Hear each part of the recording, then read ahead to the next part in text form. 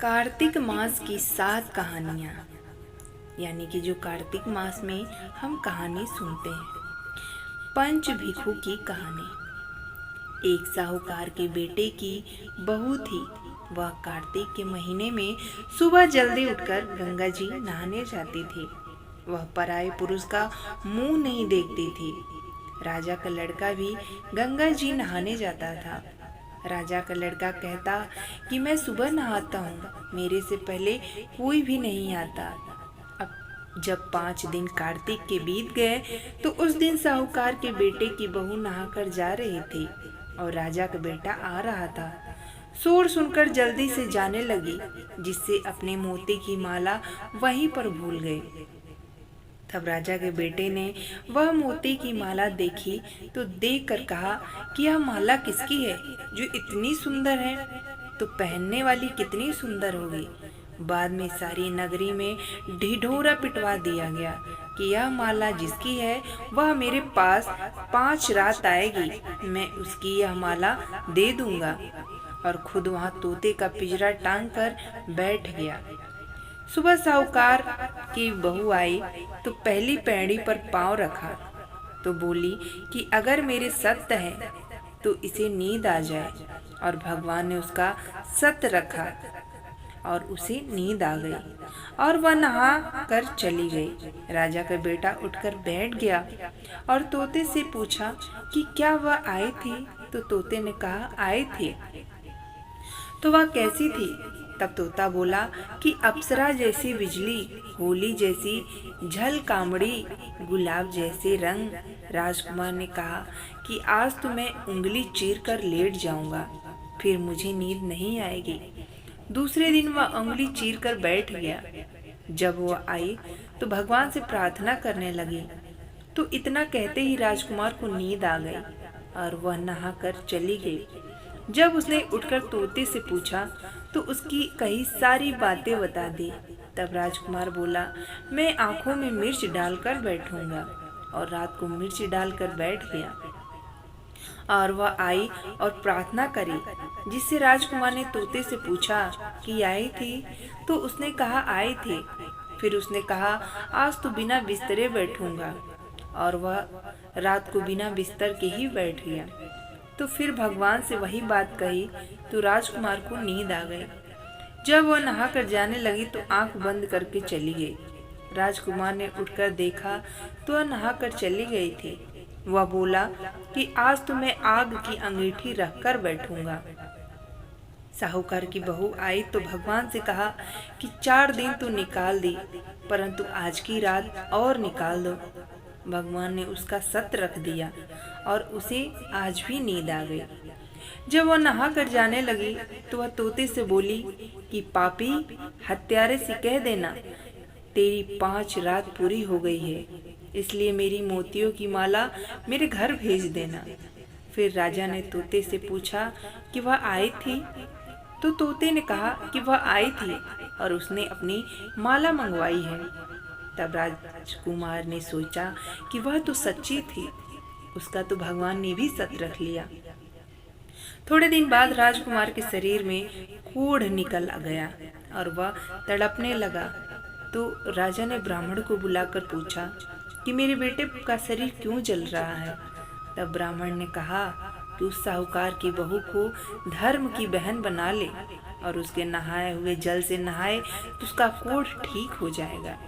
राजा उसकी माला लेकर घर गया और साहूकार से कहा कि वह माला आपकी बहू की है और उसके नहाए हुए जल से मेरे बेटे को नहला दो। तो साहूकार ने कहा वह तो किसी पराये का मुंह भी नहीं देखती, इस नाली के नीचे राजकुमार को बैठा देना, जब वह नहाएगी तो ऊपर से वह पानी गिर जाएगा। बाद में राजकुमार बैठ गया और नहाया तो उसकी चंदन जैसी काया हो गई। हे पंच भिखु देवता, जैसा साहूकार की बहू का सत रखा वैसा सबका रखना। कहते हुए हुंकारा भरते हुए सारे परिवार का सत रखना। कार्तिक में लपसी तपसी की कहानी। प्राचीन समय की बात है। एक गांव में एक लपसी रहता था और एक तपसी रहता था। तपसी सदा भगवान की सेवा में लीन रहता था, लेकिन लपसी सवा सेर दही की लस्सी बनाता, भगवान को भोग लगाता और पी जाता था। एक दिन की बात है कि दोनों में बहस छिड़ गई कि कौन बड़ा। लपसी कहता मैं बड़ा, तो तपसी कहता मैं बड़ा, क्योंकि मैं सारा दिन भगवान की भक्ति में रहता हूँ। नारद मुनि जी ने लपसी तपसी को लड़ते देखा तो लड़ने का कारण पूछने लगे। तब तपसी बोला कि मैं बड़ा हूँ, लेकिन लपसी नहीं मान रहा। लपसी बोला कि मैं बड़ा हूँ, ये तपसी नहीं मान रहा। नारद जी बोले कि इसका फैसला तो मैं कल कर दूंगा। अगले दिन तपसी रोज की तरह सुबह स्नान कर लौट रहा था तो नारद जी ने उसके आगे 1.25 करोड़ की अंगूठी फेंक दी। तपसी ने इधर उधर देखा और वह अंगूठी उठाकर फिर तपस्या करने बैठ गया। लपसी फिर रोज की तरह आया और 1.25 सेर दही की लस्सी बनाई, उसे लोटे में घुमाया और भोग लगाकर पी गया। तभी नारद जी आए और उन्होंने कहा कि लपसी बड़ा है। तपसी ने इसका कारण पूछा तो नारद जी कहने लगे कि तेरे घोड़े के नीचे 1.25 करोड़ की अंगूठी पड़ी थी, तूने इसे चुराया है, जिससे तेरी तपस्या भंग हो गई है। तपसी हाथ जोड़कर नारद जी के सामने खड़ा हो गया और बोला कि मेरी तपस्या का फल किस प्रकार मुझे मिल सकता है। नारद जी कहने लगे कि तेरी तपस्या का फल कार्तिक नहाने वाली ही दे सकती है। नारद जी फिर से कहने लगे कि कार्तिक माह की कहानी सुनने के बाद जो तेरी कहानी नहीं सुनेगा या कहेगा, उसके कार्तिक स्नान का फल खत्म हो जाएगा। कार्तिक की कहानी, पथवारी की कथा। यह तीसरी कथा है, पथवारी की कथा। एक बुढ़िया थी, उसने अपनी बहू से कहा तू दूध दही बेच गया। वह बेचने गई तो रास्ते में औरतें पीपल पथवारी सींच रही थी, यानी पीपल का पेड़ सींच रही थी। उनको सींचता देखकर बहू ने पूछा कि तुम यह क्या कर रही हो। औरतें बोली कि हम पीपल पथवारी सींच रहे हैं, इससे अन्न और धन होता है। 12 वर्ष का बिछड़ा हुआ पति मिल जाता है। बहू बोली ऐसी बात है तो तुम पानी से सींचती हो, मैं दूध से सींचूंगी। गुजरी बहू रोजाना दूध दही बेचने नहीं जाती, वह रोजाना दूध को पीपल में और दही पथवारी में सींचती। सास दूध दही का दाम मांगती तो कह देती महीना पूरा हो जाने पर लाकर दूंगी। कार्तिक का महीना पूरा हो गया। पूर्णिमा के दिन बहू पीपल पथवारी के पास जाकर बैठ गई। पथवारी ने पूछा तुम मेरे पास क्यों बैठ गई। बहू बोली कि सासू दूध दही का दाम मांगेंगे। पीपल पथवारी बोली कि मेरे पास क्या दाम रखा है, ये भरा डिंडा पान पतूरा, इसको ले जा। बहू ने वही ले जाकर कोठरी में रख दिया और डर के मारे कपड़ा ओढ़कर सो गई। सासू बोली पैसे ले आई। बहू बोली कोठरी में रखे हैं। सासू ने कोठरी खोल के देखी तो देखा हीरे मोती जगमगा रहे हैं। सासू बोली बहू इतना धन कहाँ से लाई। बहू ने आकर देखा तो सच्ची में ही धन भरा हुआ है। बहू ने सास को सारी बात बता दी। सास ने कहा अब की कार्तिक में मैं भी पथवारी सींचूंगी। कार्तिक आया, सास दूध दही तो बेच आती, हांडी धोकर पीपल पथवारी में चढ़ा देती। आकर बहू से कहती मेरे से दाम मांग। वह कहती सासू जी कोई बहू भी दाम मांगती है क्या। मगर सासू कहती तू मांग। बहू बोली सासू जी पैसे ले आओ। तो सास पीपल पथवारी के पास जाकर बैठ गई। पीपल पथवारी ने सास को पान पतूरा भरा डिंडा दे दिया। उसने ले जाकर कोठरी में रख दिया। बहू ने खोलकर देखा तो उसमें कीड़े मकोड़े बिलबिला रहे हैं। बहू ने कहा सासू जी यह क्या। सास ने आकर देखा और बोलने लगी पीपल पथवारी बड़ी दोगली पटपीटन है, इसको तो धन दिया, मुझको कीड़ा मकोड़ा दिया। तब सब कोई बोलने लगे कि बहू तो सत की भूखी सींची थी, तुम धन की भूखी। हे पथवारी माता, जैसा बहू को दिया वैसा सबको देना, जैसा सास को दिया वैसा किसी को ना देना। कार्तिक मास में तुलसी की महिमा, यानी कार्तिक के महीने में माता तुलसी का क्या महत्व है। ब्रह्मा जी कहें कि कार्तिक मास में जो भक्त प्रातः काल स्नान करके पवित्र हो कोमल तुलसी दल से भगवान दामोदर की पूजा करते हैं, वह निश्चय ही मोक्ष प्राप्त करते हैं। पूर्व काल में भक्त विष्णुदास भक्ति पूर्वक तुलसी पूजन से शीघ्र ही भगवान के धाम को चला गया और राजा चोल उनकी तुलना में गौड़ हो गए। तुलसी से भगवान की पूजा पाप का नाश और पुण्य की वृद्धि करने वाली है।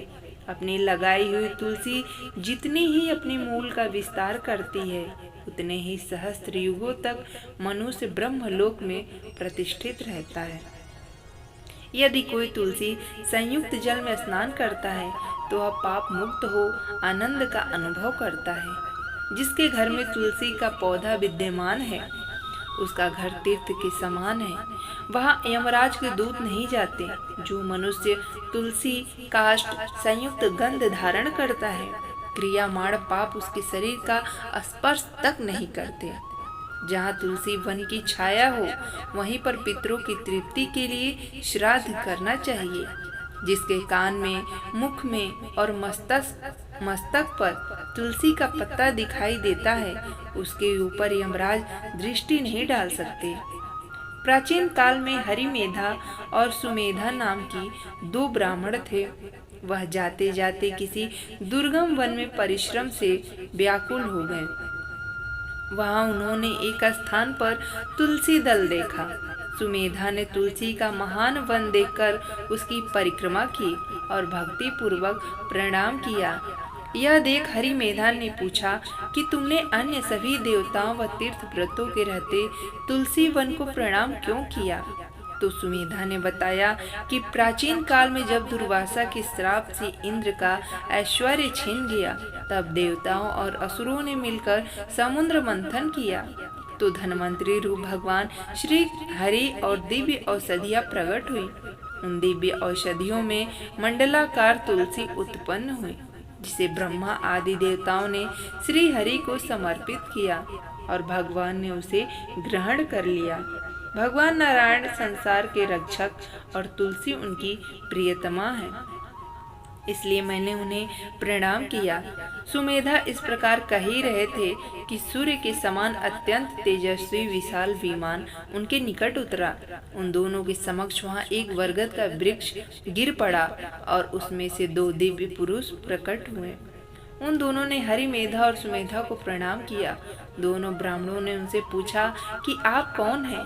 तब उनमें से जो बड़ा था वह बोला, मेरा नाम आस्तिक है। एक दिन मैं नंदन वन में पर्वत पर क्रीड़ा करने गया था तो देवांगनाओं ने मेरे साथ इच्छा अनुसार विहार किया। उस समय उन युवतियों के हार के मोती टूटकर तपस्या करते हुए लोमस ऋषि पर गिर पड़े। यह देखकर मुनि को क्रोध आ गया। उन्होंने सोचा कि स्त्रियां तो परतंत्र होती हैं, अतः यह उनका अपराध नहीं, दुराचारी आस्तिक ही श्राप के योग्य है। ऐसा सोचकर उन्होंने मुझे शापित कर दिया। अरे तू ब्रह्म राक्षस होकर बरगद के पेड़ पर निवास कर। जब मैं विनती से उन्हें प्रसन्न किया तो उन्होंने श्राप से मुक्ति की विधि सुनिश्चित कर दी कि जब तू किसी ब्राह्मण के मुख से तुलसी दल की महिमा सुनेगा तो तत्काल तुझे उत्तम मोक्ष प्राप्त होगा। इस प्रकार मुक्ति का श्राप पाकर मैं चिरकाल से इस वट वृक्ष पर निवास कर रहा था। आज देववश आपके दर्शन से मेरा छुटकारा हुआ है। तत्पश्चात वे दोनों श्रेष्ठ ब्राह्मण परस्पर पुण्यमयी तुलसी की प्रशंसा करते हुए तीर्थ यात्रा को चल दिए। इसलिए भगवान विष्णु को प्रसन्नता देने वाले इस कार्तिक मास में तुलसी की पूजा अवश्य करनी चाहिए। कार्तिक स्नान की कथा। एक बुढ़िया माई थी जो चतुर्मास में पुष्कर स्नान किया करती थी। उसके एक बेटा और बहू थे। सास ने बहू को फलाहार बनाने को कहा तो बहू ने खाली टिफिन ही रख दिया। बेटा माँ को पहुँचाने के लिए पुष्कर गया। रास्ते में माँ से बोला, माँ फलाहार कर लो। जहाँ पानी मिला वहीं फलाहार करने बैठ गई तो भगवान की कृपा से खाली टिफिन फलों से भर गया। माँ ने फलाहार कर लिया। पुष्कर में माँ के रहने के लिए झोपड़ी बनाकर बेटा वापस घर आ गया। रात्रि में श्रावण मास आया और बोला, बुढ़िया माई दरवाजा खोलो। तब बुढ़िया माई ने पूछा, आप कौन हैं? मैं श्रावण मास। बुढ़िया ने तुरंत दरवाजा खोल दिया। बुढ़िया माई ने शिव पार्वती की पूजा अर्चना की, बेलपत्र से अभिषेक किया। जाते समय श्रावण मास ने बुढ़िया माई को आशीर्वाद दिया और झोपड़ी की एक दीवार सोने की हो गई। भाद्रपद मास आया, उसने भी दरवाजा खोलने को कहा। बुढ़िया माई ने दरवाजा खोला, सत्तू बनाकर कजरी तीज मनाई। भाद्रपद मास ने बुढ़िया माई को आशीर्वाद दिया और झोपड़ी की दूसरी दीवार भी सोने की हो गई। फिर आश्विन मास आया और उसने भी दरवाजा खोलने को कहा।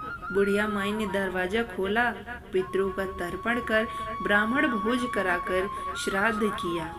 नवरात्रि में माँ दुर्गा को अखंड ज्योति जलाकर प्रसन्न किया। सत्य की विजय दिवस के रूप में बुराई का अंत की खुशी में दशहरा मनाया। आश्विन मास ने जाते समय प्रसन्न होकर तीसरी दीवार भी बहुमूल्य रत्नों से जड़ित कर दी और बुढ़िया माई को सदैव प्रसन्न रहने का आशीर्वाद दिया। इन सब के बाद कार्तिक मास आया, उसने भी दरवाजा खोलने को कहा। बुढ़िया माई ने दरवाजा खोला, अति प्रसन्न मन से कार्तिक स्नान किया, दीप दान कर दिवाली, गोवर्धन पूजा, भैया दूज, गोपाष्टमी, आंवला नवमी मनाई। कार्तिक मास ने जाते समय आशीर्वाद दिया और झोपड़ी के स्थान पर महल बन गया। बुढ़िया माई गरीबों की सेवा कर भजन कीर्तन में अपना समय व्यतीत करने लगी। बेटा अपनी माँ को लेने आया तो माँ और झोपड़ी को पहचान ना सका तो पड़ोसियों से पूछा। उन्होंने बताया तो बेटा माँ के चरणों में गिरकर बोला, माँ घर चलो। सारे सामान के साथ घर ले आया। सासू माँ के ठाठ देखकर बहू के मन में लालच आ गया और उसने अपनी माँ को भी पुष्कर छोड़कर आने को कहा। तो उसका पति अपनी सास को भी पुष्कर छोड़ आया, परंतु बहू की माँ की धर्म कर्म में बिल्कुल रुचि नहीं थी। वह 4 समय भोजन करती और दिन भर सोती। चारों मास आए और चले गए। जाते समय झोपड़ी गिर गई और बहू की माँ गधी की योनि में चली गई, क्योंकि औरत लक्ष्मी का रूप है और लक्ष्मी की तरह चंचल होना चाहिए। भगवान की पूजा और अतिथि का सम्मान और दान पुण्य करना चाहिए। बहू ने कहा, अब माँ को ले आओ। जब जमाई सास को लेने गया तो कहीं नहीं मिले। लोगों से पूछने पर लोगों ने बताया कि तेरी सास धर्म कर्म कुछ न करती थी, खाती थी और सोती थी, जिससे वह गधी योनि में चली गई है। जमाई गधी योनि को बांधकर घर ले आया, यानी अपनी सास को बांधकर घर ले आया। उसकी पत्नी ने पूछा, मेरी माँ कहाँ है? तब पति ने कहा, तेरे लालच की वजह से तेरी माँ गधी योनि में आ गई है। बड़े बड़े विद्वानों, ब्राह्मण, ऋषि मुनियों से पूछने पर उन्होंने बताया कि तेरी सास के स्नान किए पानी से स्नान करने पर उसे मनुष्य योनि मिलेगा। तब बहू ने ऐसा ही किया और उसकी माँ पुनः मनुष्य योनि में आ गई। हे राधा दामोदर भगवान, जैसा बुढ़िया माई को दिया वैसे सबको देना। आपकी कहानी सुनने वाले को भी देना, हुंकार भरने वाले को भी देना और कहानी कहने वाले को भी देना। कार्तिक मास की कहानी। खिचड़ी की बेला। किसी गांव में एक बुढ़िया रहती थी और वह कार्तिक का व्रत रखा करती थी। उसके व्रत खोलने के समय कृष्ण भगवान आते और एक कटोरा खिचड़ी का रखकर चले जाते। बुढ़िया के पड़ोस में एक औरत रहती थी। वह हर रोज यह देखकर ईर्ष्या करती कि इसका कोई नहीं है, फिर भी इसे खाने के लिए खिचड़ी मिल ही जाती है। एक दिन कार्तिक महीने का स्नान करने बुढ़िया गंगा गई। पीछे से कृष्ण भगवान उसकी खिचड़ी का कटोरा रख गए। पड़ोसन ने जब खिचड़ी का कटोरा रखा देखा और देखा कि बुढ़िया नहीं है, तब वह कटोरा उठाकर घर के पिछवाड़े फेंक आई। कार्तिक स्नान के बाद बुढ़िया घर आई तो उसे खिचड़ी का कटोरा नहीं मिला और वह भूखी ही रह गई। बार बार एक ही बात कहती कि कहाँ गई मेरी खिचड़ी और कहाँ गया मेरा खिचड़ी का कटोरा। दूसरी ओर पड़ोसन ने जहाँ खिचड़ी गिराई थी वहाँ एक पौधा उगा, उसमें 2 फूल खिले। एक बार राजा उस ओर से निकला तो उसकी नज़र उन दोनों फूल पर पड़ी और वह उन्हें तोड़कर घर ले आया। घर आने पर उसने वह फूल रानी को दे दिया, जिन्हें सूंघने पर रानी गर्भवती हो गई। कुछ समय बाद रानी ने 2 पुत्रों को जन्म दिया। वह दोनों जब बड़े हो गए तब वह किसी से भी बोलते नहीं थे, लेकिन जब वह दोनों शिकार पर जाते तब रास्ते में उन्हें वही बुढ़िया मिलती, जो अभी भी यही कहती कि कहाँ गई मेरी खिचड़ी और कहाँ गया मेरा कटोरा। बुढ़िया की बात सुनकर वह दोनों कहते कि हम है तेरी खिचड़ी और हम है तेरा बेला। हर बार जब भी वह शिकार पर जाती तो बुढ़िया यही बात कहती, वह दोनों वही उत्तर देते। एक बार राजा के कानों में यह बात पड़ गई।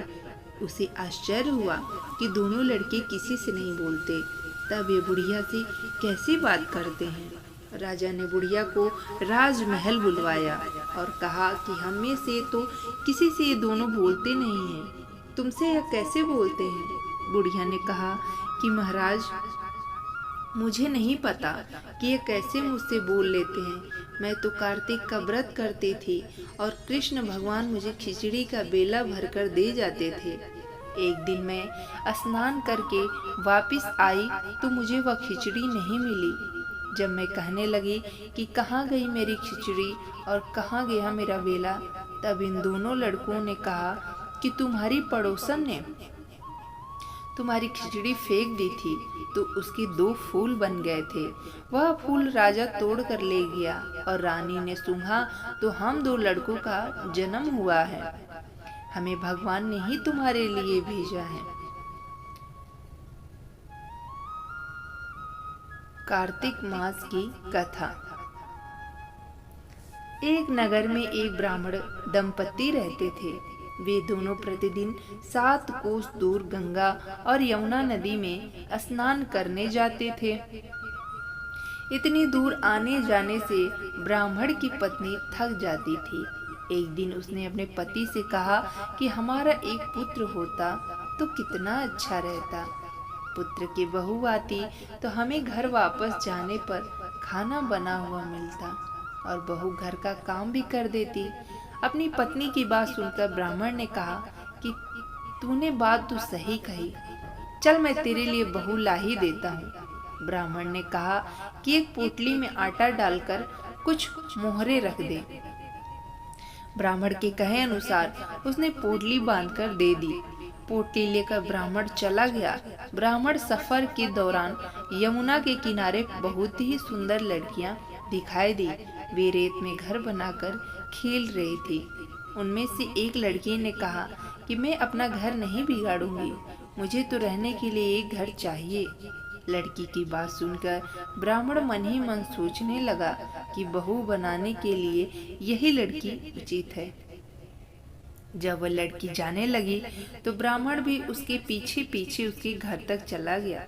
वहां जाकर ब्राह्मण ने उस लड़की से कहा, बेटी, कार्तिक मास चल रहा है, इसलिए मैं किसी के घर खाना नहीं खाता। मैं अपने साथ आटा लेकर आया हूँ। तुम अपनी माता से पूछो कि क्या वह मेरे लिए आटा छानकर 4 रोटी बना देंगी। ब्राह्मण ने उस लड़की से ऐसी बात कही। यदि वह मेरा आटा छानकर रोटी बनाएंगी तो मैं रोटी खा लूँगा। लड़की ने जाकर अपनी माँ को ये सारी बात बताई। माँ ने कहा, उचित है, जाकर ब्राह्मण देव से कह दो कि वह अपना आटा दे दे, मैं रोटी बना दूंगी। जब वह आटा छानने लगी तो आटों में से मोहरे निकले। वह सोचने लगी कि जिसके आटे में इतनी मोहरे हैं उसके घर में कितनी मोहरे होंगी। जब ब्राह्मण खाना खाने बैठा तो लड़की की माँ ने उस ब्राह्मण से पूछा, क्या आपका कोई लड़का है और क्या आप उस लड़के की सगाई करने जा रहे हो। यह सुनकर ब्राह्मण ने कहा कि मेरा लड़का तो काशी में पढ़ने गया हुआ है, लेकिन यदि तुम कहो तो खांड कटोरे से विवाह करके तेरी बेटी को अपने साथ ले जाऊं। लड़की की माँ ने कहा, ठीक है ब्राह्मण देव। इस पर लड़की की माँ ने लड़की की खांड कटोरे से शादी करके ब्राह्मण के साथ भेज दिया। ब्राह्मण ने घर आकर कहा, रामू की माँ दरवाजा खोलो, खोल कर देख, मैं तेरे लिए बहू लेकर आया हूँ। ब्राह्मण की पत्नी भीतर से ही बोली, हमारा तो कोई बेटा बेटी नहीं है, तो बहू कहाँ से लाए? दुनिया ताने मारती थी, अब आप भी मारने लगे।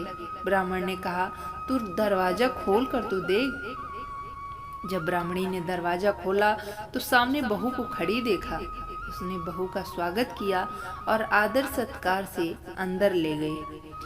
अब जब ब्राह्मण अपनी पत्नी के साथ नदी स्नान करने जाता तो पीछे से बहू घर का सारा काम करके और खाना बनाकर रखती थी। वह उनके कपड़े धोती और रात को हाथ पैर भी दबाती थी। यानी बहू अपने सारे संस्कारों को अच्छे से निभाती थी। इस तरह बहुत दिन बीत गए। ब्राह्मणी ने अपनी बहू से कहा कि बहू कभी भी चूल्हे की आग मत बुझने देना और मटके का पानी खत्म मत होने देना। परंतु एक दिन चूल्हे की आग बुझ गई। यह देखकर बहू घबरा गई और भागी भागी अपनी पड़ोसन के पास गई और कहा कि मेरे चूल्हे की आग बुझ गई है, मुझे थोड़ी आग चाहिए। मेरे सास ससुर सुबह 5 बजे से गए हुए हैं, वह थके हुए घर आएंगे, इसलिए मुझे उनके लिए खाना बनाना है। यह सुनकर पड़ोसन ने कहा कि तू तो बावली है, तुझे यह दोनों मिलकर पागल बना रहे हैं। इनके कोई पुत्र नहीं है, यह निसंतान है। बहू ने कहा, नहीं ऐसा मत बोलो, इनका बेटा तो बनारस काशी पढ़ने गया हुआ है। इस पर पड़ोसन ने कहा कि यह तुझे झूठ बोल कर लाए हैं, मेरी बात सच मान, इनका कोई बेटा नहीं है। अब बहू पड़ोसन की बातों में आ गई और कहने लगी कि अब आप ही बताओ मैं क्या करूं। पड़ोसन ने कहा कि करना क्या है, जब तुम्हारे सास ससुर आए तो जली हुई रोटियां बनाकर देना और बिना नमक की दाल बनाकर देना। खीर की कड़छी दाल में और दाल की कड़छी खीर में डाल देना। पड़ोसन ने उसे अच्छे से सिखा पढ़ा दिया। फिर जब उसके सास ससुर घर आए तो उसने ना तो उनका आदर सत्कार किया और ना ही उनके कपड़े धोए। जब उसने सास ससुर को खाना दिया तो सास बोली, बहू आज यह रोटियां जली हुई क्यों हैं और दाल भी अलून है, यानी कि दाल में नमक नहीं है। तब बहू ने पलटकर कहा कि एक दिन ऐसा खाना खा लोगे तो कुछ बिगड़ नहीं जाएगा तुम्हारा। सास ससुर को खरी खोटी सुनाकर वह फिर से पड़ोसन के पास गई और बोली कि अब आगे क्या करना है। पड़ोसन ने कहा कि अब तुम 7 कोठों की चाबी मांग लेना। अगले दिन जब स्नान करने के लिए जाने लगे तो बहू अड़ गई कि मुझे तो 7 कोठों की चाबी चाहिए। तब ससुर ने कहा किसी चाबी दे दो। तब सास ने बहू को चाबी दे दी। सास ससुर के जाने के बाद जब बहू ने दरवाजे खोले तो देखा कि किसी में अन्न भरा है, किसी में धन भरा है, किसी कोठे में बर्तन पड़े हैं।